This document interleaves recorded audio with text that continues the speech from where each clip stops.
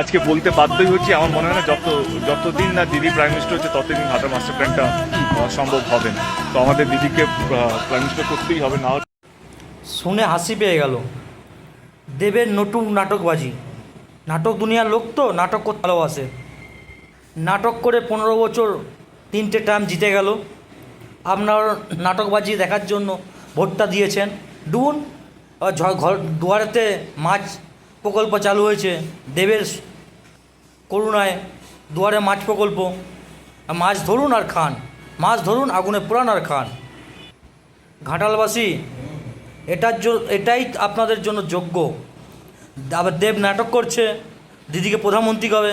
সে তো প্রধানমন্ত্রী হবে না। শুভেন্দু না থাকলে দিদি থেকে দিদিমা হয়ে যেত, তবুও মুখ্যমন্ত্রী হতে পারতো না। আজ প্রধানমন্ত্রীর স্বপ্ন দেখাচ্ছে।